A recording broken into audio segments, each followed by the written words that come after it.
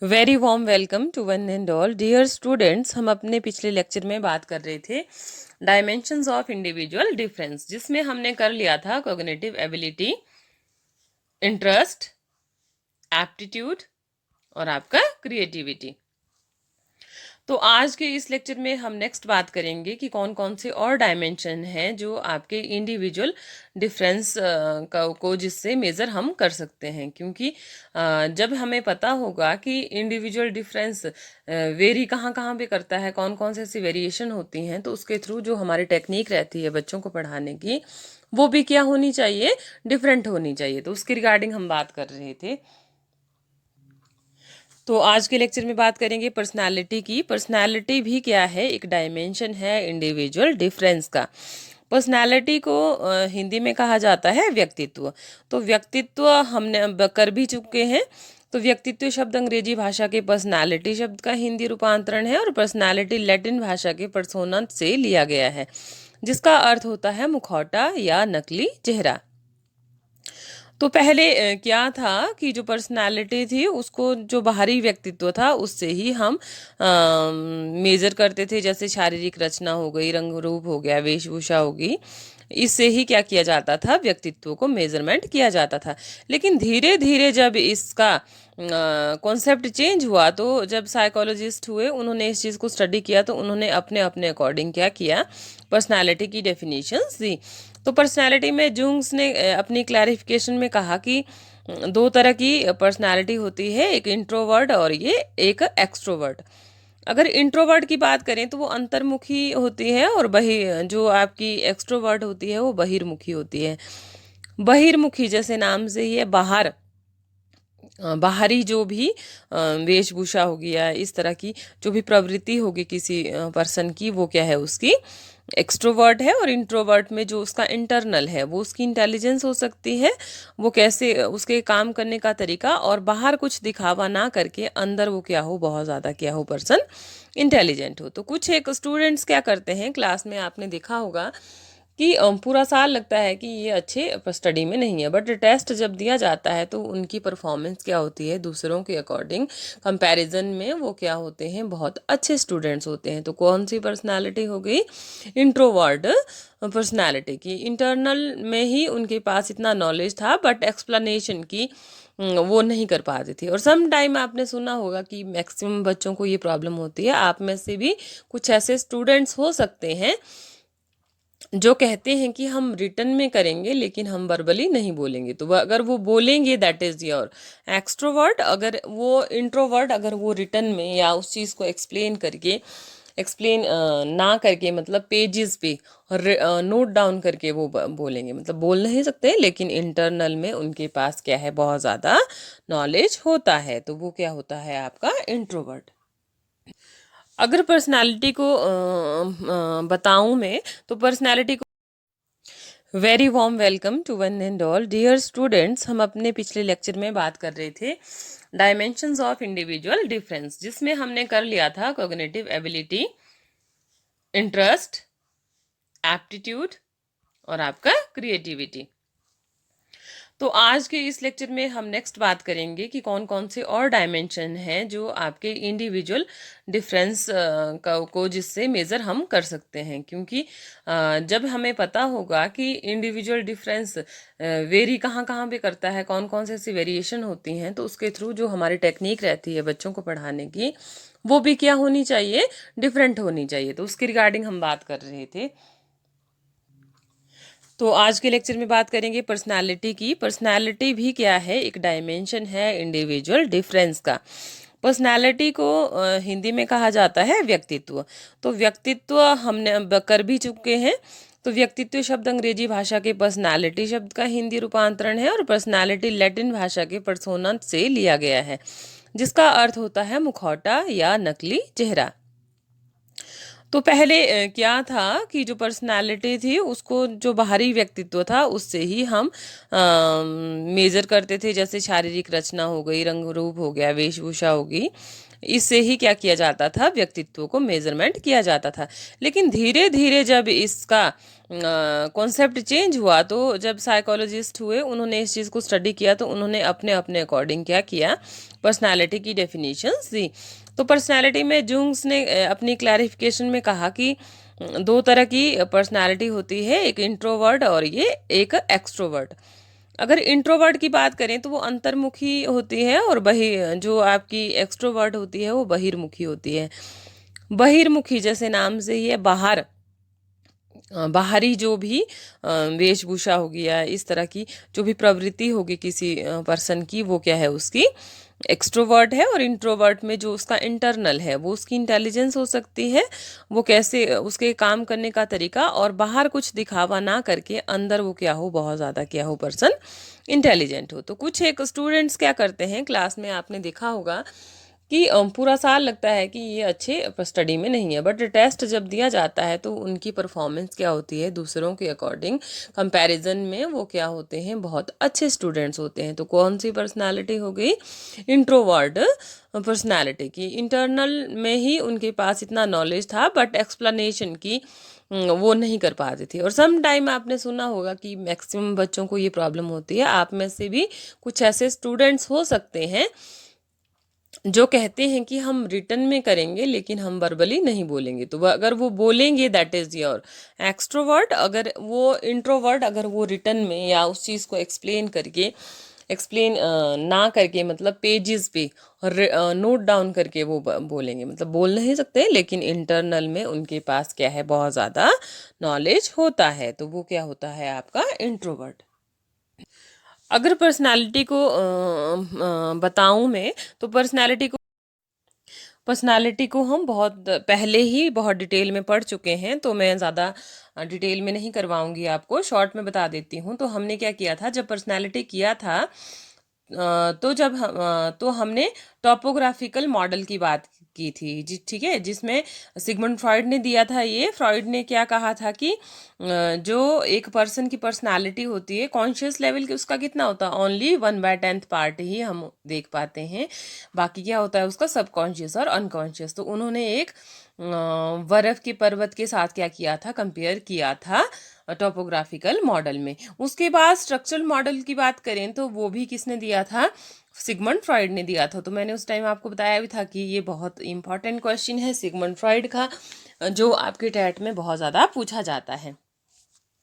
तो इसके स्ट्रक्चर जो मॉडल था सिगमंड फ्रॉइड का, उसमें इन्होंने कहा था कि 3 स्टेजेस में डिवाइड किया था इन्होंने, 3 प्रकार बताए थे इसके, एक ईद, एक ईगो, और तीसरा क्या है आपका सुपर ईगो। तो सुपर ईगो इसको भी क्या कर चुके हैं हम, बहुत ज़्यादा डिटेल में कर चुके हैं। तो मतलब हमें तीनों कंडीशंस बच्चों के लिए क्या होनी चाहिए, पता होनी चाहिए, जिसके अकॉर्डिंग हम क्या कर सकते हैं, उनके इंडिविजुअल डिफरेंस को मेज़र कर सकते हैं, ठीक है। तो जब हम मेज़र करेंगे तो उसके बाद हमारी क्या टेक्निक रहेगी उनको पढ़ाने के लिए, तो वो क्या होगा आपका, जैसे वही डायमेंशन होगा पर्सनालिटी का, पर्सनालिटी में किसको, जो हमारा है डायमेंशंस ऑफ इंडिविजुअल डिफरेंस। अगर हम व्यक्तित्व के कारकों की बात करें तो एक पहला क्या आता है आपका, बेसिक इंस्टिंक्ट। तो इसमें मूल प्रवृत्ति होती है। तो इन्होंने 2 तरह की मूल प्रवृत्तियों की बात की, जो इरोज और थैनाटोज, ठीक है।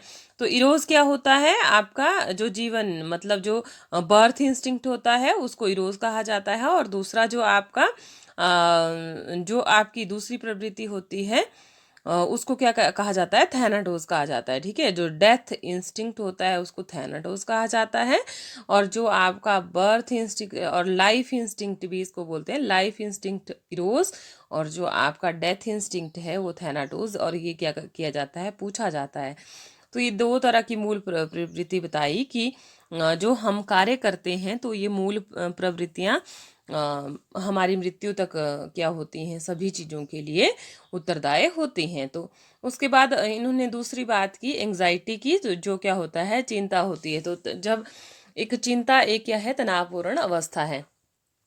तो जो अगर किसी पर्सन को चिंता है तो वो किसी भी काम को अच्छे से नहीं कर पाता है। मान लीजिए आपने बच्चों को पढ़ाना है, तो आपको पता होना चाहिए कि बच्चे चिंतित क्यों हैं, उनमें एंग्जाइटी किसके रिगार्डिंग है। अगर आप इस चीज़ को पूछेंगे डिटेल में, उनसे जानेंगे, तभी आप बहुत अच्छे से उनको पढ़ा सकते हैं। जब तक आप उनके विचारों को नहीं जानेंगे, उनके ना पढ़ने के कारणों को नहीं जानेंगे, उनकी पर्सनालिटी को नहीं समझेंगे कि ये शो ऑफ करते हैं या बहुत ज़्यादा जताते हैं, ठीक है, तो तब तक आप उनको कोई भी चीज़ नहीं करवा सकते हैं। उसके बाद आता है ईगो डिफेंस मैकेनिज्म। ये अहम रक्षात्मक प्रक्रम होता है। तो इसमें क्या होता है कि अपने आप को चिंताओं से बचाने के लिए हम क्या करते हैं, एक डिफेंस मैकेनिज्म बना लेते हैं। अगर डिफेंस मैकेनिज्म को कहें एग्जाम्पल दूं, तो जब किसी का टेस्ट नहीं निकलेगा तो अपने आप को बचाने के लिए क्या बोलेगा कि इस बार सिलेबस क्या था, बिल्कुल डिफरेंट था, या डिफ़िकल्टी लेवल क्या था, बहुत हाई था, मैंने जो पढ़ा था वो नहीं आया। या फिर डिफेंस में वो बात करेगा कि इस बार किसी का भी नहीं निकला है, ठीक है, बहुत गंदा रिजल्ट रहा है, तो उस करके मेरा भी नहीं निकला। तो उसने अपने आप को क्या किया, डिफेंस मैकेनिज्म में अपने आप की रक्षा की, अपने आप को बचाने की क्या की, कोशिश की। तो अब इसमें अगर मेनली करें तो ये बहुत ज़्यादा यूज़ होता है, लेकिन ये अच्छा रहता है। तो जब हम मैंने ये आपको करवाया भी था बहुत ज़्यादा, दमन, प्रतिक्रिया, निर्माण, प्रतिगमन, प्रक्षेपण और विस्थापन, तो आप मेरी पिछली वीडियोस में देख सकते हैं। उसके बाद स्टेजेस की बात की थी सिगमंड फ्राइड ने।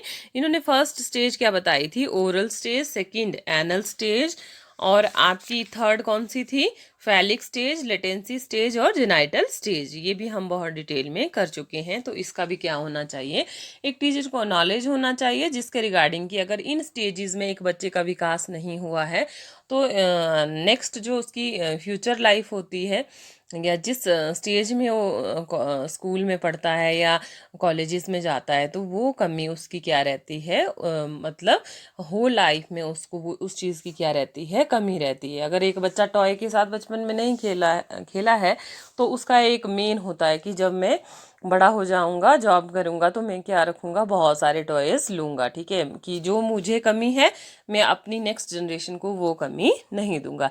मुझे कोचिंग नहीं मिली, मैं कुछ काम नहीं कर पाया, तो मैं नेक्स्ट में वो चीज़ नहीं दोहराऊंगा और मैं फुल फैसिलिटीज़ अपनी जो जनरेशन है उसको दूंगा। तो इस तरह की जो कमियां हैं, लेकिन एक टीचर को भी बच्चे की ये जो इंटरनल में उसकी डिज़ायर्स होती हैं इसके बारे में नॉलेज होना।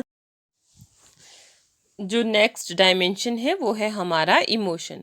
तो इमोशन को हिंदी में कहा जाता है संवेग। तो इमोशनल डेवलपमेंट जब हमने किया था तो हमने इसको बहुत डिटेल में किया था। तो इस लेक्चर में हम बहुत शॉर्ट में ही इसको पढ़ेंगे। तो संवेग क्या होता है, ये जो इमोशन वर्ड है ये लैटिन शब्द इमोवियर से लिया गया है। तो मैक्सिमम टाइम जैसे आप लोग टेट की तैयारी भी कर रहे हैं तो उसमें ये चीज़ पूछी जाती है कि जो संवेग है वो कहाँ से लिया गया है, किस शब्द से लिया गया है। कई बार इमोवेयर पूछा जाएगा कि किस शब्द से लिया है, कई बार पूछा जाता है कि किस भाषा के शब्द से लिया गया है। तो ये किस भाषा के शब्द से लिया गया है, लैटिन शब्द, ठीक है, लैटिन भाषा के शब्द से लिया गया है इमोवेयर, और जिसका मतलब है उत्तेजित करना, टू एक्साइट, ठीक है। तो संवेग में हमने किया था कि संवेग क्या होती है, एक जटिल भाव की अवस्था होती है जिसमें कुछ खास खास शारीरिक एवं ग्रंथीय क्रियाएं होती हैं।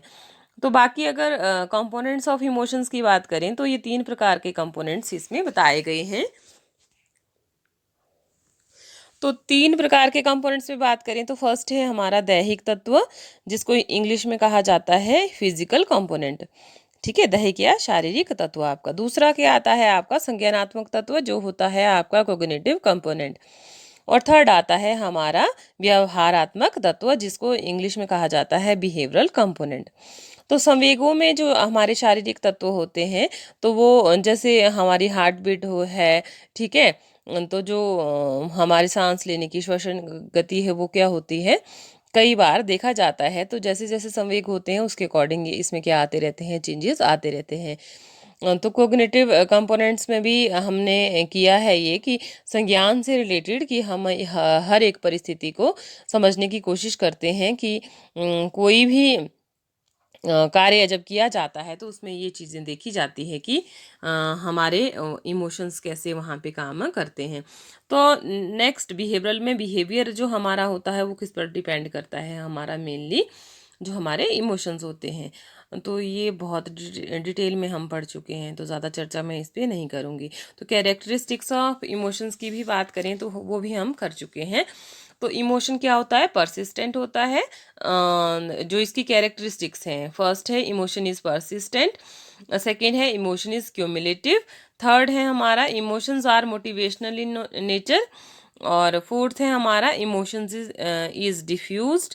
संवेग क्या होते हैं? विकीर्ण होता है। ठीक है, उसके बाद क्लासिफिकेशन ऑफ इमोशंस में बात करें कि कौन कौन से इमोशन अधिकतर देखे जाते हैं। तो क्लासिफिकेशन ऑफ इमोशन में किस किस तरह के इमोशन होते हैं? हमारे लव होते हैं, ठीक है, एलिशन होता है, लव एंड अफेक्शन होता है, सैडनेस होती है, डिप्रेशन होता है, एंगर होता है, फियर है, एंजाइटी है, ठीक है, जेलसी है, बॉर्डम है कि ऊब जाना किसी चीज़ से, कि जैसे आप वीडियो देख रहे हैं तो इससे भी क्या है? ऊब जाना। तो ये भी क्या है? एक तरह का इमोशन है कि बार बार देख रहे हैं, उसे समझ नहीं आ रहा है। अब आप फील कर रहे होंगे कि हमें क्या चाहिए था?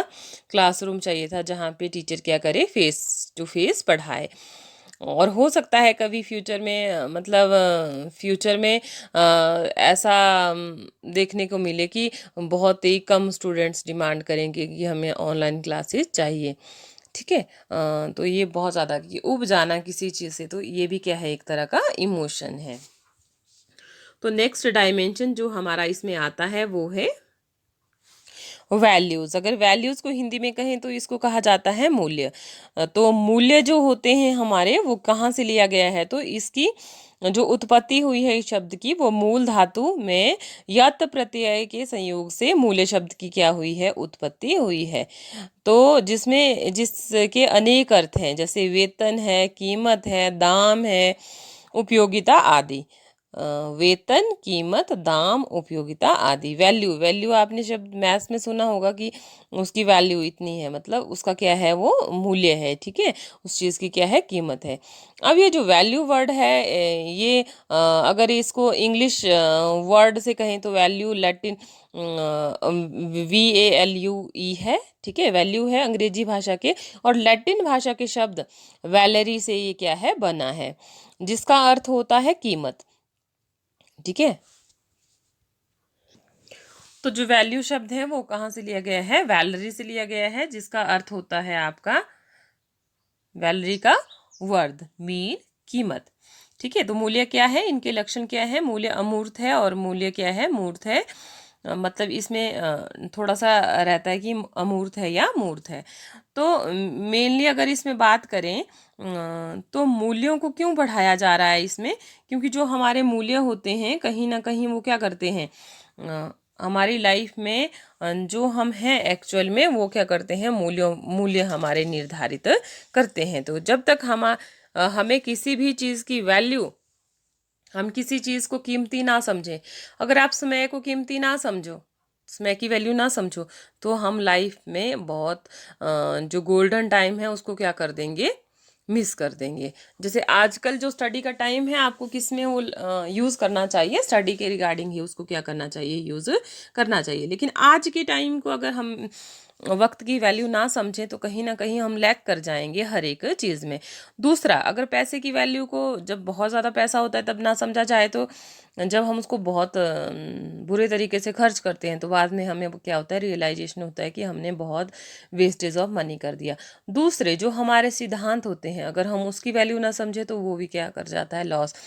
मतलब वैल्यू जो शब्द है, ये एक टीचर को भी पता होना चाहिए, साथ ही साथ किसको पता होना चाहिए? स्टूडेंट को। कि 1 ईयर का जो टाइम होता है, अगर एक क्लास के लिए उसने वो स्पेंड करना है, तो वो उस टाइम ही अगर उसको स्पेंड करेगा तो लाइफ में क्या करेगा? वो सारी चीज़ें उसको टाइम से सीख पाएगा। एक साल में जो उसने चीज़ सीखनी है, अगर उसके लिए वो बहुत टाइम लगा लेता है तो वो उस चीज़ की वैल्यू नहीं समझ पाएगा। अच्छे से बिहेव करना, और जो मेनली इसकी डेफिनेशन पे हम अगर बात करें, डेफिनेशन ऑफ वैल्यूज़ की, तो DH पार्कर ने इसकी डेफिनेशन दी, मूल्य पूर्णतया मन के साथ संबंधित है। इच्छा की पूर्ति वास्तविक मूल्य है जिससे वह इच्छा पूरी होती है। वह केवल साधन है। मूल्य का संबंध हमेशा अनुभव से होता है और किसी वस्तु के साथ नहीं। तो डीएच पार्कर ने बात की कि वैल्यू क्या है कि हम जो हमारे एक्सपीरियंस होते हैं वहाँ से हर चीज़ निकलती है। तो ये कोई थिंग नहीं है कि वस्तु को हम मान के चलें कि कोई ये क्या है, वस्तु है। तो उन्होंने इसका जो कनेक्शन जोड़ा तो इन्होंने कहा कि ये किसके साथ संबंधित है, मन से। अगर जैसे आजकल हो सकता है कई फील करें अच्छा और कई क्या कर सकते हैं बहुत बुरा, तो किस पर डिपेंड किया, हमारे मन पर। तो सीधा रिलेशनशिप इन्होंने वैल्यूज का किससे जोड़ा, मन से। तो दूसरा जो ऑलपोर्ट ने इसकी डेफिनेशन दी, उन्होंने कहा कि व्यक्ति की रुचि का सापेक्षित महत्व अथवा व्यक्तित्व की प्रबल इच्छा क्या कहलाती है, हमारी मूल्य कहलाती है। तो इन्होंने कहा कि जो relative prominence of the subjects interest और डोमिनेंट इंटरेस्ट इन पर्सनालिटी, जो हमारी पर्सनालिटी होती है, जो उसका क्या होता है, डोमिनेंट जो उसका बिहेवियर होता है कि हमारी जो इच्छाएं हैं वो दब के रह जाती हैं अंदर, या फिर किसी भी सब्जेक्ट से रिलेटेड जो हमारा इंटरेस्ट होता है वही क्या है, हमारी जो इंटरेस्ट है वो क्या है, हमारी वैल्यूज़ है। ठीक है। तो जैसे खाने हर एक घर में क्या होती हैं, अपनी कुछ नियम होते हैं, रूल्स होते हैं, वो भी क्या होती हैं, एक तरह की वैल्यूज़ होती हैं। सुबह टाइम से उठना, खाना पीना, ठीक है। तो वो वैल्यू जब बच्चों को बचपन से ही सिखाई जाती हैं तो कहीं ना कहीं वो क्या होती हैं, वो गुण और वो योग्यताएं या क्षमताएं हम में क्या हो जाती हैं, विकसित हो जाती हैं। तो कनिंघम ने यही चीज़ कही कि व्यक्ति के वो गुण और योग्यताएं और क्षमताएं जो उनको विकसित किया जाता है तो वो क्या होते हैं, वस्तुतः जीवन मूल्यों में निहित होते हैं। तो हमारे कोई आइडियल्स भी हो सकते हैं जिनको हम फॉलो करते हैं, तो उनके भी क्या होते हैं, कुछ एक मूल्य होते हैं, उन्होंने निर्धारित किए होते हैं जिसके अकॉर्डिंग वो लाइफ में क्या करते हैं, फॉलो करके उस चीज़ पे वो क्या करते हैं, काम करते हैं। तो मूल्यों का एक व्यक्ति की लाइफ में होना बहुत ज़रूरी है। जैसे मैंने एग्जाम्पल दिया कि अगर समय का मूल्य नहीं समझेंगे तो हम लाइफ में आगे नहीं बढ़ पाएंगे। अगर हम पढ़ाई की वैल्यू नहीं समझेंगे तो आगे नहीं बढ़ पाएंगे। ठीक है। अगर हम लाइफ में कुछ बनने के लिए एफर्ट्स नहीं लगाएंगे, उसकी वैल्यू को नहीं समझेंगे, तो हम लाइफ में वो चीज़ भी। अगर वैल्यूज़ की बात करें तो जैसे आप लोग पढ़ाई कर रहे हैं, ठीक है, और आपने बचपन से ही पढ़ाई की, क्या आपको जो शिक्षा है उसकी वैल्यू का बचपन में पता था? शायद नहीं था। क्योंकि जब बच्चा स्कूल जाता है तो जो चीज़ मैं आज आपको वैल्यूज़ पे सिखा रही हूँ या फिर सभी टीचर्स ने आपको सिखाया होगा कि जो एजुकेशन है बहुत इम्पॉर्टेंट है, रूल ऑफ एजुकेशन, ठीक है, तो वो चीज़ें कब सिखाई जा रही हैं, जब इतने इतने बड़े हो रहे हैं आप और इस लेवल पे। तो एक टीचर को जब बताया जाता है कि सबसे पहले क्या है, जो सब्जेक्ट है उसकी इम्पोर्टेंस को बच्चों को बताओ कि ये सब्जेक्ट क्यों पढ़ा जा रहा है, ये इम्पोर्टेंट क्यों है। हर लेक्चर के बाद ये बताओ कि ये चीज़ इम्पोर्टेंट क्यों है, हम क्यों पढ़ रहे हैं। जब तक मैं ये नहीं बताऊंगी आपको कि इंडिविजुअल डिफरेंस क्यों पढ़ रहे हैं, इसके डायमेंशन का नॉलेज आपको होना क्यों ज़रूरी है, तब तक आप उस चीज़ को समझ नहीं पाएंगे। आपको लगेगा कि ये चीज़ें हम क्यों डिस्कस कर रहे हैं। तो जब एक अध्यापक क्लासरूम में जाता है तो वो बच्चों को ये नहीं बताता कि मैं क्यों पढ़ा रहा हूँ, पढ़ाई क्यों इम्पॉर्टेंट है, क्योंकि उसके माइंड में क्या होता है, इसको समझ नहीं आएगा। मतलब हमने खुद तो सीखने के बाद एक टीचर की एक रिस्पॉन्सिबिलिटी होती है कि वो क्या करे, उन चीज़ों को इम्प्लीमेंट करे अपनी लाइफ में। जब भी कोई चीज़ पढ़ाई जाए उसके बाद साथ ही साथ उसकी वैल्यूज़ भी बताई जाएं कि इस चीज़ का मूल्य क्या है। तो एजुकेशन का जो मूल्य बचपन में बच्चों को बताना चाहिए, वो ना बता के उनके लिए वो इम्पॉर्टेंट नहीं होता है। वो अपने टाइम पास के लिए क्या कर रहे हैं, स्टडी कर रहे हैं कि बहुत काम आएगा, उनको समझ नहीं आता है। अगर एक टीचर ही उनको बताए कि बहुत इम्पॉर्टेंट है लाइफ में, ये लोग पढ़े और इन्होंने अपनी लाइफ को क्या किया, इम्प्रूव किया। जो प्रीवियस टाइम था उस टाइम लोगों का जो रहन सहन था, उठना बैठना था, उनके जो विचार थे तो बहुत मतलब अच्छे भी हो सकते थे, या उस वे में कि हम में एजुकेशन क्या लाती है, एक इम्प्रूवमेंट लाती है। जनरेशन टू जनरेशन हम क्या है, इस चीज़ से सीखते हैं। तो अगर नहीं बताएंगे तो बच्चा पेरेंट्स की बात को ना मान के किसकी बात पे ज़्यादा अमल करता है, एक टीचर की। तो जब आप टीचर बनेंगे तो आपकी एक रिस्पॉन्सिबिलिटी होती है कि आप एजुकेशन की वैल्यू को बच्चों को बताएं। तो शिक्षा और मानव मूल्यों की बात करें तो एजुकेशन और ह्यूमन वैल्यूज़ दोनों क्या है, साथ ही साथ कोरिलेटेड हैं। कि शिक्षा ही हम में ह्यूमन वैल्यूज़ को क्या करती है, विकसित करती है। तो समाज में जो कुरीतियां हैं वो मेनली किसके कारण है कि एजुकेशन की कमी, जो जैसी एजुकेशन मिलनी चाहिए थी कहीं ना कहीं क्या है वैसी एजुकेशन नहीं मिल पाई, जिसके कारण हम क्या कर गए, पिछड़ गए दूसरों से। तो थोड़ा सा इसको अगर मैं अपने टॉपिक के साथ को रिलेट करूं तो इंडिविजुअल जो डिफरेंस होता है लर्नर में ऑन द बेसिस ऑफ किसके अकॉर्डिंग होता है, वैल्यूज़ के अकॉर्डिंग ही होता है। जो मूल्य होते हैं वो हमारी पर्सनालिटी का एक मेन पार्ट होते हैं, जिनके कारण हम क्या करते हैं, कंस्ट्रक्ट करते हैं अपने बिहेवियर को। तो मूल्यों का जब हमें पता चलता है तो उसके अकॉर्डिंग की एक हेल्दी सेशन होना चाहिए स्टूडेंट्स को बताने के लिए कि आप वेस्टेज ऑफ टाइम ना करें। तो आजकल का जो टाइम है आपके लिए बहुत इंपॉर्टेंट है, आप इस टाइम को वेस्ट ना करें। जो आपकी स्टडीज़ है, जो आप टेस्ट फाइट करना चाहते हैं उसकी क्या करें, आप तैयारी करें और अपने टाइम को यूटिलाइज करें। और जो सीखने की चीज़ें हैं इनको जब टेस्ट देंगे उस टाइम ना सीख के आजकल इनको सीखें कि ये चीज़ आपको टेस्ट में आनी है तो आपको क्या चाहिए कि इस चीज़ को आप आज सीखें। ठीक है, आज की बजाय अगर तब सीखोगे तब आपको बहुत अच्छे से समझ नहीं आ पाएगा। जो नेक्स्ट डायमेंशन है हमारा इंडिविजुअल डिफरेंस का, वो है स्टडी हैबिट्स। अगर स्टडी हैबिट्स को हिंदी में कहें तो अध्ययन की प्रवृत्ति। तो अध्ययन की जो प्रवृत्ति होती है वो क्या होती है हमारे में कि एक क्या है, ये मानसिक गुण है। और कईयों को स्टडी करना क्या लगता है, बहुत अच्छा लगता है, और कईयों को क्या लगता है, बोरिंग लगता है। कुछ एक स्टूडेंट्स चाहते हैं अपने टाइम को यूटिलाइज करना, ज़रूरी नहीं है कि वो किस पर डिपेंड करे कि वो बहुत स्टडी की जो आप अपने सिलेबस पे फोकस करें, लेकिन कईयों को बहुत अलग प्रकार की बुक्स पढ़ना भी क्या लगता है, अच्छा लगता है। तो ये क्या होती है, एक हैबिट होती है हमें स्टडी की।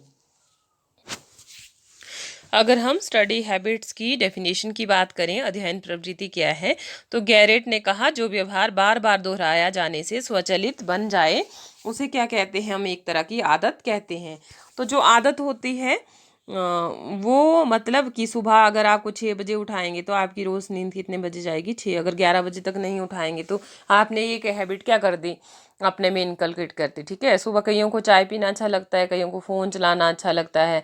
तो अगर बच्चों में इनकलकेट करें पढ़ने की हैबिट की, मॉर्निंग में उठना है, पढ़ाई करनी है, तो वो क्या रहती है, उनकी फॉरएवर बनी रहती है। तो ये क्या होती है, एक तरह की हैबिट होती है जो हमें खुद व खुद बार बार किसी काम को करने के बाद क्या हो जाती है, बन जाती है। ठीक है, दूसरा जो डेफिनेशन दी वो मार्गन ने दी और गिलीलैंड ने दी definition, all change of behaviour acquired through experience are called habit. तो दूसरा जो एक्सपीरियंस के कारण हमें जो ज्ञान अर्जन होता है उसको भी हम क्या कहते हैं, आदत कहते हैं। ठीक है, कि हमने एक नॉलेज गेन किया बार बार रेपिटेशन के कारण, एक्सपीरियंसेस के कारण, कि किसी ने फॉलो की थी अच्छी हैबिट। जैसे आजकल स्टडी की जाती है कोविड के अकॉर्डिंग कि गांव में रहने वाले लोग, उनका खाना पीना हाइजीनिक होता है, वो काम करते हैं, तो कहीं ना कहीं अफेक्ट नहीं कर रहा है उन लोगों को। इस तरह की जो स्टेटमेंट्स होती हैं किसके अकॉर्डिंग, एक्सपीरियंसेस के अकॉर्डिंग, वो क्या करेंगे, एग्जाम्पल देंगे कि देखिए ये मॉर्निंग में उठ के ये करते हैं, वो करते हैं। और जो योगा कर रहे हैं, मैक्सिमम एग्जाम्पल उनके दिए जा रहे हैं कि योगा करने वाले लोगों को भी कोविड अफेक्ट नहीं कर रहा है। तो किसके थ्रू, एक्सपीरियंसेस के थ्रू। अब क्या दूसरा क्या करेगा, उस चीज़ को फॉलो करेगा कि हमें भी क्या करना चाहिए, इस अच्छी हैबिट को अपनाना चाहिए। तो जो स्टडी की हैबिट्स होती हैं अगर बच्चों में इनकलकेट करें हम आदत की, बच्चों को अगर टीचर कहे कि सुबह उठ के क्या करनी है बेटे, आपने मॉर्निंग में बुक्स ज़रूर ओपन करनी है। ठीक है, बहुत ज़्यादा डिटेल में याद करने की ज़रूरत नहीं है, एक बार आपने उसको रीड करना है। तो क्या बन गई, बच्चे में एक हैबिट बन गई स्टडी की। तो एक टीचर की ये रिस्पॉन्सिबिलिटी रहती है कि वो अपने बच्चों में ऐसी अच्छी हैबिट्स क्या करे, इनकलकेट करें। अब अगर बात करें कि जो कैरेक्टरिस्टिक्स हैं हैबिट्स की वो क्या हैं, तो फर्स्ट वन है एक्यूरेसी। तो आदत से क्या आती है, काम में शुद्धता आती है। ठीक है, हम देखते हैं कि हम किसी भी काम को अगर अच्छे से सीखा होगा तो एक्यूरेट वे में ये एक आदत होती है किसी की एक्यूरेसी के साथ काम करना। दूसरा होता है यूनिफॉर्मिटी, कि एक प्रकार की क्रियाएं अगर हमने सीख ली हैं तो दूसरे को में भी क्या करेंगे, यूनिफॉर्मिटी हमारी रहेगी। कईयों को गलतियों करने की आदत होती है तो वो क्या करेंगे, बार बार गलती करेंगे। अगर अच्छे से उनकी आदत होगी किसी चीज़ को करने की तो वो भी क्या है, एक तरह की इसकी कैरेक्टरिस्टिक्स है। अगर नेक्स्ट नेक्स्ट बात करें तो वो है reducing the need of paying attention. तो उससे क्या होगा, जो ध्यान देने की जो आवश्यकता है उसका क्या हो जाएगा, कम हो जाएगी। ठीक है, उसके बाद है रेजिस्टेंस टू मॉडिफिकेशन, सुधार में क्या होगी, बाधा होगी। तो ये भी क्या है, एक कैरेक्टरिस्टिक्स है हैबिट की। तो जो एक हैबिट होती है, जैसी बनी होती है एक पर्सन की, वो ऐसी ही रहेगी कि 2 दिन अच्छा लगेगा कोई काम, तीसरे दिन के बाद वो क्या करेगा कि मैं ये बेकार है, मुझे नहीं करना है। अगर किसी को हैबिट होगी कि नहीं मुझे ये करना है तो करना ही है, चाहे मैं जैसे मर्जी इसको करूं, या इस तरह की जब एक अंदर से इंटरनल क्या होता है एक पर्सन का अच्छा होता है, तो वो क्या करता है, वो भी क्या होती है, एक तरह की हैबिट होती है उसकी। ठीक है, एक्वायर्ड डिस्पोजिशन मतलब अर्जित विशेषता, कईयों की ये विशेषता ही होती है, जन्मजाति होती है, वंशानुक्रम होती है, कि उनमें अच्छी आदतों का अर्जन करने की क्या होती है, आदत होती है। जो हैबिट होती है वो एज इट इज़ रहती है। तो पेरेंटल भी होती है और बाहरी भी ये होती है, एक्वायर्ड भी हो सकती है। अगर मैं नेक्स्ट कैरेक्टरिस्टिक्स की बात करूं तो नेक्स्ट है हमारा ईज एंड फैसिलिटी, सुगमता एवं सुविधा। तो ये भी क्या क्या होती है, वैल्यूज, स्टडी हैबिट होती हैं हमें, जिससे हमारा जो काम होता है वो क्या होता है, सुविधाजनक हो जाता है। उसके बाद आता है प्रॉम्प्टनेस, तत्परता, कि कईयों में ऐसी आदतें और क्रियाएं होती हैं जो तत्पर होते हैं अपने काम को, वो सहज क्या कर सकते हैं, उसको जल्दी से कर लेते हैं। डिमेंशिंग फटीक, तो जो हमारी आदत होती है, स्टडी हैबिट्स होती हैं, तो वो थकावट को क्या कर देती हैं, कम करना भी क्या है, एक तरह की हैबिट है हमारी। उसके बाद habits are useful as well as harmful, आदत कई बार क्या होती है, अच्छी भी होती है और कई बार क्या होती है, बुरी भी होती है। ठीक है, कि बहुत ज़्यादा हम किसी चीज़ में टेंशन ले तो वो क्या होती हैं, कईयों को जैसे सिगरेट पीना, ड्रिंकिंग करना, झूठ बोलना, ये भी क्या है, एक तरह की हैबिट है। अच्छी आदतें जैसे सच बोलना, समय पर काम करना, तो ये क्या होती है, अच्छी, और बुरी हो गई जैसे गलत आदतें भी किसी पर्सन में हो सकती है। तो हमें चाहिए कि बच्चों में अच्छी आदतों का क्या करें, विकास करें। उसके बाद है habits have a large field of operation, तो आदतों का जो कार्य क्षेत्र है वो बहुत क्या होता है, व्यापक होता है। तो पर्सन में क्या होती हैं, ये सीमित नहीं होती हैं, वो क्या करता है, अपनी आदतों को डेवलप करके आदतों का क्या करता है, निर्माण करता है। तो फॉर्मेशन ऑफ हैबिट्स में ही बात करें, how to develop desirable habits, वांछित आदतें कैसे विकसित की जाएं। उसके बाद नेक्स्ट आता है to start in the earlier age, की छोटी अवस्था से ही आरंभ करना, हैबिट्स का निर्माण करना। एक पर्सन में वो किसका काम होता है, टीचर का। फर्म डिटर्मिनेशन एंड इनिशिएटिव्स, दृढ़ निश्चय एवं अच्छी आदतों की शुरुआत करना। उसके बाद है सेटिंग ऑफ डेफिनेट स्पेसिफिकेशन, निश्चितता एवं स्पष्टता का होना। उसके बाद है seizing the very fast opportunity to act, काम करने के लिए पहले अवसर को पकड़ना। उसके बाद आता है starting along the right track, ठीक दिशा में प्रयत्न आरंभ करना। उसके बाद आता है सफिशिएंट प्रैक्टिस एंड रेपिटेशन, पर्याप्त अभ्यास और पुनरावृत्ति। उसके बाद नेक्स्ट आता है हमारा allowing no exception in the persistent efforts, लगातार प्रयासों में ढील की आज्ञा नहीं देनी चाहिए। और नेक्स्ट आता है last one, due appreciation and encouragement, उचित प्रशंसा और प्रोत्साहन। अच्छी बातों के लिए प्रोत्साहन मिलेगा तो गुड, अगर बुरी बातों के लिए प्रोत्साहित करेंगे तो वो क्या रहेगा, बैड इफेक्ट्स उसके देखे जा सकते हैं। अब जो हमारा नेक्स्ट डायमेंशन है इंडिविजुअल डिफरेंस का, वो है स्किल एंड कॉम्पिटेंसी। अगर स्किल की बात करें तो स्किल होता है कौशल, और कॉम्पिटेंसी होती है हमारी दक्षता। अब इनमें डिफरेंस क्या हो सकता है, कि स्किल क्या है और कॉम्पिटेंसी क्या है। तो स्किल होता है कि अगर आप किसी काम को बहुत अच्छे ढंग से, आप स्किलफुल पर्सन हैं, तो आप क्या करेंगे, एक काम को बहुत अच्छे ढंग से करेंगे। लेकिन कॉम्पिटेंसी क्या होती है, सीखने के बाद क्या करते हैं, आप उसको बहुत अच्छे से करते हैं, तो वो क्या होती है, कॉम्पिटेंसी होती है। जो आप सीखने के बाद किसी काम को करेंगे, और स्किल होती है कि आप पहले से स्किलफुल हैं। तो लर्निंग की जो स्किल होती है, कि पढ़ने की जो आदत होती है बच्चों में, वो क्या होती है, उसकी एक अपनी स्किल होती है। लेकिन बार बार किसी ने कहा कि आपको पढ़ाई करनी चाहिए, ये अच्छी है, आदत ऐसे बनाओ, तो आपने क्या किया, उसको इम्प्रूव किया, तो वो क्या होगी, बन गई आपकी एक कॉम्पिटेंसी बन गई। तो बार बार अभ्यास करने से क्या आ जाती है, हमें कॉम्पिटेंसी आ जाती है। बार बार किसी चीज़ को सिखाने से क्या बनती है, कॉम्पिटेंसी बनती है।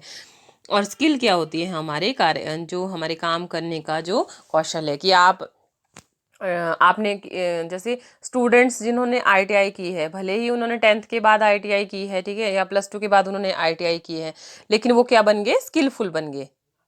अब वो स्किलफुल पर्सन, आप उनका अगर आपने वो ट्रेनिंग नहीं की है तो आप आने के बाद भी उस काम को आने के बाद भी आपको परफेक्ट नहीं माना जाएगा। तो जो आप ट्रेनिंग कर रहे हैं, तो ट्रेनिंग के बाद आप स्किलफुल बन जाएंगे इन टीचिंग प्रोफेशन। लेकिन अगर आप में टैलेंट है, पहले भी है, लेकिन तब तक आपको 100% ऑथेंटिसिटी के साथ काम करने की परमिशन नहीं दी जाती है। अब नेक्स्ट, जैसे अगर एंट्रांस फाइट करना है तो आपकी स्किल होनी चाहिए कि आप स्किलफुल हैं, तो आप उस चीज़ को क्या करो, उसके जो भी पैटर्न के अकॉर्डिंग की टैट फाइट करके, कमीशन फाइट करके आप क्या है, एक स्किलफुल पर्सन बन गए। तो वही क्या है आपकी और कॉम्पिटेंसी, कि नहीं हो पाया एक बार तो दूसरी बार आप बार बार रिपीट करके उस चीज़ को क्या है, सीखें। तो ये भी क्या एक डायमेंशन होता है एक पर्सन का, कि इंडिविजुअल डिफरेंस में, जिसमें वेरिएशन रहता है कि स्किलफुल नहीं है तो उसको क्या है, स्किलफुल बनाना है, उसमें कॉम्पिटेंसी लानी है। तो वो क्या होती है, एक रिस्पॉन्सिबिलिटी होती है एज ए टीचर, जब आप स्टूडेंट्स को अपने पढ़ाएं। तो जो स्किल और कॉम्पिटेंसी हैं उसके आधार पर हम देखते हैं कि जो लर्नर्स होते हैं उनमें व्यक्तिगत जो इंडिविजुअल डिफरेंस है वो देखा जाता है बहुत बार। तो कोई हम निर्धारण करते हैं किसी भी चीज़ का, उसके बेसिस पर हम देखते हैं कि वो पर्सन उसकी कॉम्पिटेंसी उस चीज़ के लिए है। जैसे 40% या 60% क्राइटेरिया की बात करें कि आपने क्या करना है, उस चीज़ को फाइट करने के बाद आप उस चीज़ को क्वालिफाई कर सकते हैं। 35% की बात करें कि आप उसमें क्या है, आपकी कॉम्पिटेंसी है, उस चीज़ को आप फाइट करें। लेकिन स्किलफुल मतलब आप 100% भी ले सकते हैं, 90 भी ले सकते हैं, आपका कुछ अपना नॉलेज उसमें एक्स्ट्रा रहता है, दैट इज़ आप उस फील्ड में क्या है, बहुत ज़्यादा स्किलफुल हैं। और कॉम्पिटेंसी कि आपने क्राइटेरिया फॉलो करके उस चीज़ को क्या किया, सिर्फ क्वालिफाई किया। तो स्किल और कॉम्पिटेंसी का मैंने आपको बता दिया कि दोनों क्या है, एक दूसरे से थोड़ी सी ही डिफरेंट है। कई बार कॉम्पिटेंसी को स्किल और स्किल को कॉम्पिटेंसी भी कहा जा सकता है, बट स्किलफुल पर्सन क्या है, उसको बताने की ज़रूरत नहीं पड़ेगी कि इस काम को कैसे करना है, ऐसे कीजिए। लेकिन कॉम्पिटेंसी में हम उसको, हो सकता है कि एक बार करें फिर अच्छा ना हो, दूसरी बार फिर से करें, तीसरी बार फिर से करें, कि इस तरह की सिचुएशन वहाँ पे देखी जा सकती है। जो नेक्स्ट डायमेंशन है अब इंडिविजुअल डिफरेंस का, वो है एटीट्यूड। ठीक है, तो अगर एटीट्यूड हिंदी में कहें तो एटीट्यूड होता है अभिवृत्तियां। तो हमने इससे पहले किया था एप्टीट्यूड, ठीक है, जिसमें हमने अभिक्षमता की बात की थी। ठीक है, तो ये दोनों क्या है, एक दूसरे से बहुत ज़्यादा डिफरेंट है। तो एटीट्यूड्स का मतलब होता है किसी व्यक्ति का दृष्टिकोण, जो किसी व्यक्ति, वस्तु, संख्या, विचार या स्थिति के प्रति किसी विशेष व्यवहार को क्या करता है, इंगित करता है। ठीक है, उसके बारे में बताता है। तो किसी की पसंद है, नापसंद है, ठीक है, वो किसी को लव करता है या हेट करता है, किसी को फेवर करता है, अनफेवर करता है, ये सारी प्रतिक्रियाएं क्या होती है, हमारा एटीट्यूड्स होता है। कई सेटिस्फाइड ही नहीं होते हैं किसी चीज़ से, वो क्या उसमें कमियां ही बताते रहते हैं। तो बच्चों का भी कई बार क्या होता है, एटीट्यूड ही बना होता है। तो एटीट्यूड में अभिवृत्तियां, कि कईयों को लगता है कि दूसरों से बात करके उसका जो ईगो है हर्ट हो रहा है, या फिर उन्होंने किसी के पास सीखना ही नहीं है, या कि कईयों कईयों का नेचर उनको अच्छा ही नहीं लगता है। तो वो क्या है, एटीट्यूड्स होता है बहुत ज़्यादा पर्सन में। तो बाल अभिवृत्तियों की बात करें या छोटे बचपन में बात करें, तो इस तरह की जो एटीट्यूड्स होते हैं वो बच्चों में बहुत ज़्यादा देखे जाते हैं। तो इसके आधार पर भी इंडिविजुअल डिफरेंस बहुत ज़्यादा देखा जाता है। तो बहुत इम्पॉर्टेंट ये डायमेंशन है इंडिविजुअल डिफरेंस का। तो वो जो एटीट्यूड है वो पॉजिटिव वे में एक टीचर की रिस्पॉन्सिबिलिटी रहती है उसको इनक्रीज करना, या उन बच्चों को में वो डेवलप करना। लेकिन अगर उनमें नेगेटिव जो एटीट्यूड्स हैं उसको क्या करने की ज़रूरत होती है, रिमूव करने की क्या होती है, ज़रूरत होती है। अदरवाइज क्या होता है कि बच्चों में देखा जाता है कि वो बहुत कम नॉलेज के होने के बाद भी क्या है, बहुत ज़्यादा शो ऑफ करते हैं कि I am the brilliant one.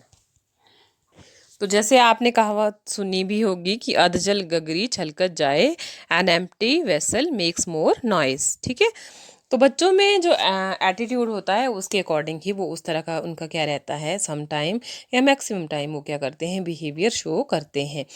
तो जितना नॉलेज है अगर है तो उसको आप किसी फील्ड में बताइए, फिर किसी भी चीज़ में अगर आपके पास नॉलेज है, मतलब मैं कई बार कहती हूँ कि आपको ज़रूरत ना पड़े अपने बारे में बताने के लिए, दूसरे आपको प्रेज़ करें, आपके बारे में बताएं, वो दी बेस्ट रहता है। कि अगर बार बार खुद ही बोलेंगे कि मुझे ये आता है, ये आता है, ये आता है, तो वो अच्छी चीज़ नहीं है। अगर आप में टैलेंट है तो वो कहीं ना कहीं ज़रूर दिखेगा।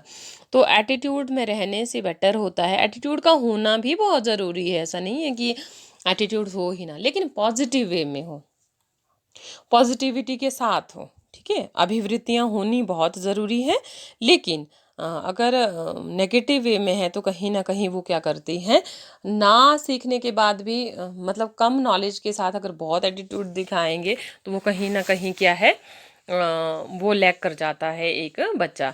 लेकिन एटीट्यूड है कि आप उस आपने कहा कि मुझे ये काम करना है, मैंने कहा कि आप टैट फाइट करके बताइए, जैसे मैंने किसी बच्चे को कहा तो उसने कहा कि मैम बताऊंगा एटीट्यूड के साथ कि मैं करूंगा। अगर वो कर पाया, दैट इज़ कि वो बेटर है दूसरों से, कि जिन्होंने बोला भी नहीं और किया भी नहीं। तो अगर एक एग्जांपल दूं तो मतलब पिछली से पिछली साल जो एक टॉपर रहा पूरे हिमाचल में, क्लास 10th में, तो उस स्टूडेंट की जब बात हुई अपने फिजिक्स के टीचर के साथ, तो वो टीचर ने कहा कि उसने पूछा होगा बच्चे ने कि सर मैं क्वालिफाई कर पाऊंगा, 10th क्लास में पास हो जाऊंगा। बोलते बहुत मेहनत की ज़रूरत है, बाकी बोल उसने ऐसे ही पूछ लिया कि सर क्या हो सकता है कि मैं टॉप 10 में आऊँ। तो टीचर का जो आंसर था बच्चे के लिए, तो उन्होंने कहा कि टॉप 10 में आना तेरे बस की बात नहीं है। ठीक है, तो उसने बच्चे को वो बहुत फील हुआ और उसने बोला कि सर मैं आपको टॉप 10 में आके बताऊंगा। बोला चलो देखते हैं। लेकिन लास्ट में जब रिजल्ट निकला तो वो बच्चा फर्स्ट पोजीशन पे था साइंस स्टार स्कूल का। आपको पता भी होगा, तो देखिए कि वो एटीट्यूड था एक बच्चे का और उसने उस पर काम किया और काम करने के बाद उसने फर्स्ट पोजीशन लाई। वो आना तो टॉप 10 में चाहता था, लेकिन ईगो हर्ट होने के बाद उसको लगा कि नहीं यार, सर ने मुझे कहा कि मैं नहीं कर पाऊंगा तो मुझे ये चीज़ करनी है। मतलब ये एक एटीट्यूड होना चाहिए, जो मैंने बोला मैंने उसको क्या करना है, 100% करना है। तो ऐसा एटीट्यूड, पॉजिटिव में अगर एटीट्यूड है तो बहुत अच्छी बात है। नेगेटिव में एटीट्यूड है कि दूसरों से, कईयों को शो ऑफ करने के लिए दूसरों से कपड़े मांगने होते हैं, दूसरों से बुक्स मांगनी होती है, नोट्स मांगने होते हैं। क्यों मांगने होते हैं? सिर्फ बाहरी दिखावा करने के लिए। इंटरनल के लिए अगर वो कोई पर्सन होगा वो अपनी ही चीज़ों से क्या होता है, सेटिस्फाइड होता है। अगर आप अच्छे के लिए पहन रहे हो, दूसरों को शो ऑफ नहीं करना है, तब तो हर चीज़ बेटर होती है। ठीक है, बेटर होती है कि आपने शेयरिंग, बहुत अच्छी बात है, लेकिन वो दूसरों को अगर दिखाने के लिए किया जाए तो वो क्या होता है, बहुत ज़्यादा गलत होता है। तो इंडिविजुअल डिफरेंस में ये बच्चे को बताना क्या होता है, बहुत ज़रूरी होता है, और टीचर को भी पता होना चाहिए।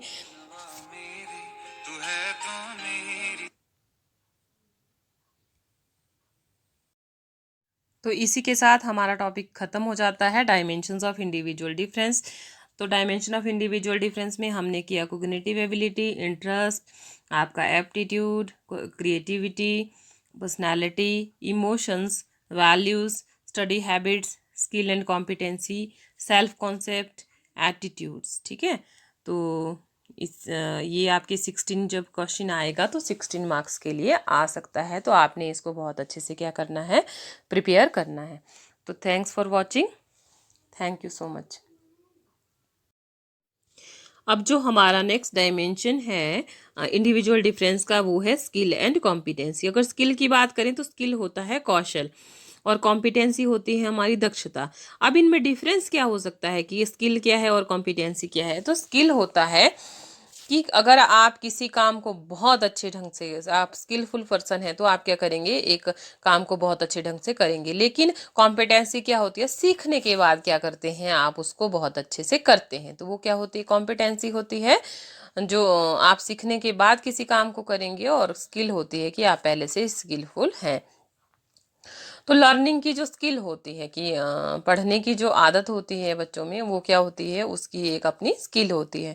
लेकिन बार बार किसी ने कहा कि आपको पढ़ाई करनी चाहिए, ये अच्छी है, आदत ऐसे बनाओ, तो आपने क्या किया, उसको इम्प्रूव किया, तो वो क्या होगी, बन गई आपकी एक कॉम्पिटेंसी बन गई। तो बार बार अभ्यास करने से क्या आ जाती है, हमें कॉम्पिटेंसी आ जाती है। बार बार किसी चीज़ को सिखाने से क्या बनती है, कॉम्पिटेंसी बनती है। और स्किल क्या होती है, हमारे कार्य जो हमारे काम करने का जो कौशल है, कि आपने जैसे स्टूडेंट्स जिन्होंने आईटीआई की है, भले ही उन्होंने 10th के बाद आईटीआई की है, ठीक है, या +2 के बाद उन्होंने आईटीआई की है, लेकिन वो क्या बन गए, स्किलफुल बन गए।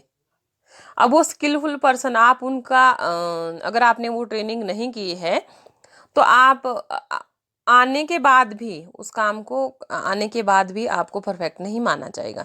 तो जो आप ट्रेनिंग कर रहे हैं, तो ट्रेनिंग के बाद आप स्किलफुल बन जाएंगे इन टीचिंग प्रोफेशन।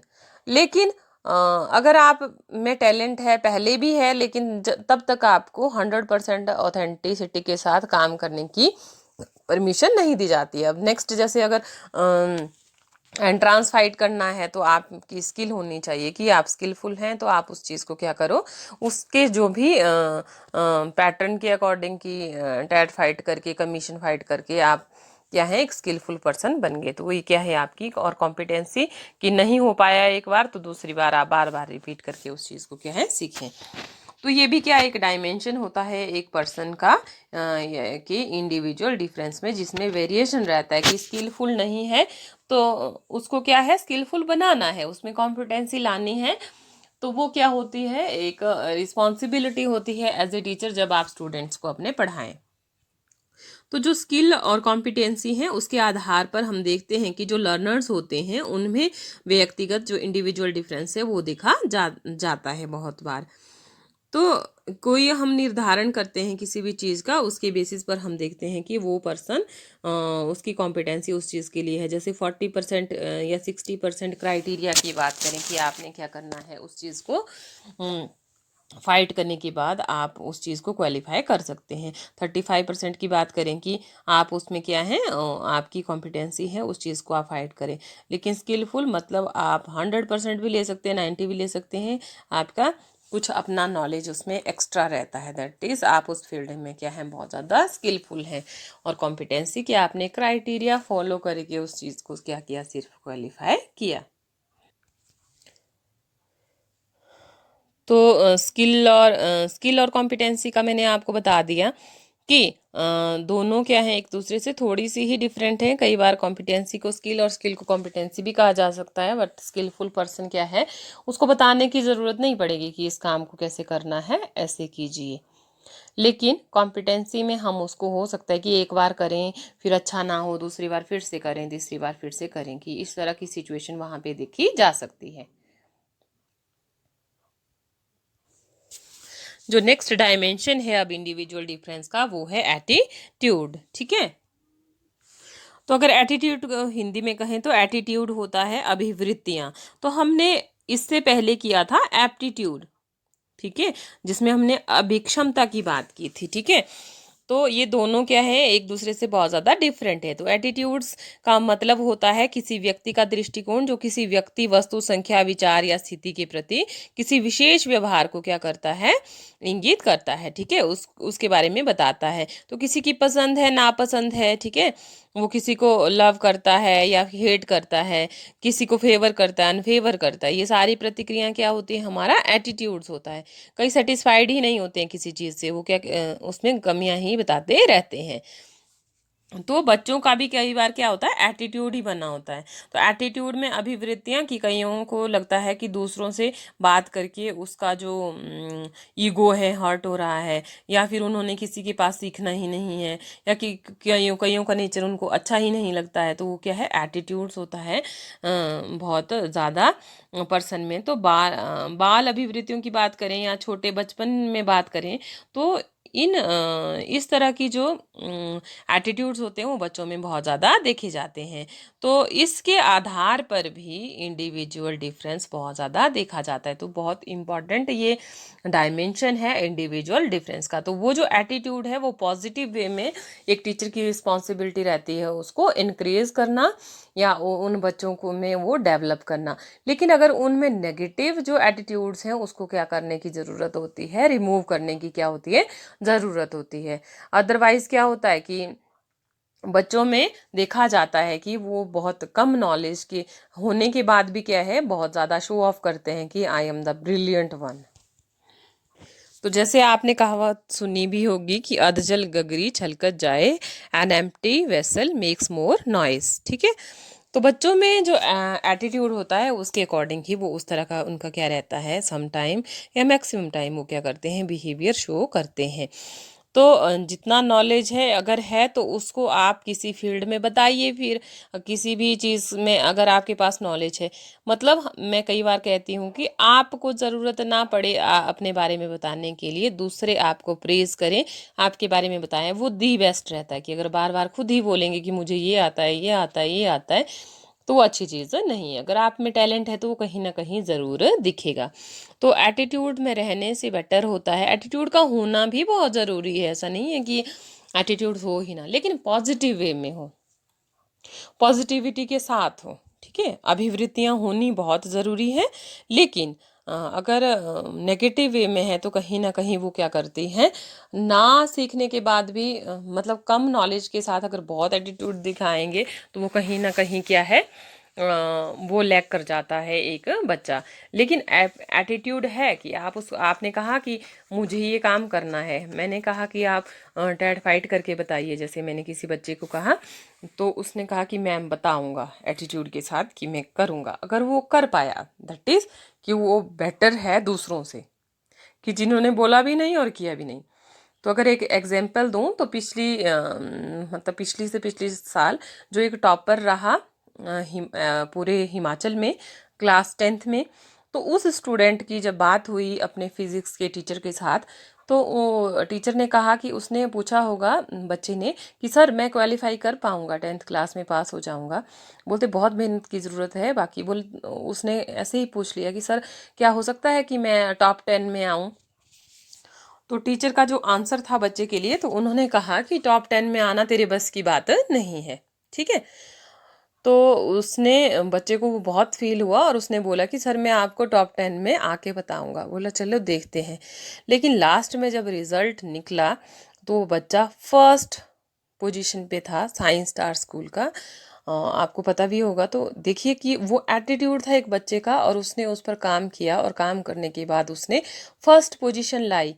वो आना तो टॉप 10 में चाहता था, लेकिन ईगो हर्ट होने के बाद उसको लगा कि नहीं यार, सर ने मुझे कहा कि मैं नहीं कर पाऊंगा तो मुझे ये चीज़ करनी है। मतलब ये एक एटीट्यूड होना चाहिए, जो मैंने बोला मैंने उसको क्या करना है, 100% करना है। तो ऐसा एटीट्यूड, पॉजिटिव में अगर एटीट्यूड है तो बहुत अच्छी बात है। नेगेटिव में एटीट्यूड है कि दूसरों से, कईयों को शो ऑफ करने के लिए दूसरों से कपड़े मांगने होते हैं, दूसरों से बुक्स मांगनी होती है, नोट्स मांगने होते हैं। क्यों मांगने होते हैं? सिर्फ बाहरी दिखावा करने के लिए। इंटरनल के लिए अगर वो कोई पर्सन होगा वो अपनी ही चीज़ों से क्या होता है, सेटिस्फाइड होता है। अगर आप अच्छे के लिए पहन रहे हो, दूसरों को शो ऑफ नहीं करना है, तब तो हर चीज़ बेटर होती है। ठीक है, बेटर होती है कि आपने शेयरिंग, बहुत अच्छी बात है, लेकिन वो दूसरों को अगर दिखाने के लिए किया जाए तो वो क्या होता है, बहुत ज़्यादा गलत होता है। तो इंडिविजुअल डिफरेंस में तो इसी के साथ हमारा टॉपिक खत्म हो जाता है, डायमेंशंस ऑफ इंडिविजुअल डिफरेंस। तो डायमेंशन ऑफ इंडिविजुअल डिफरेंस में हमने किया कोग्निटिव एबिलिटी, इंटरेस्ट, आपका aptitude, creativity, personality, emotions, values, study habits, skill and competency, self concept, attitudes. ठीक है, तो ये आपके 16 जब क्वेश्चन आएगा तो 16 मार्क्स के लिए आ सकता है। तो आपने इसको बहुत अच्छे से क्या करना है, प्रिपेयर करना है। तो thanks for watching, thank you so much.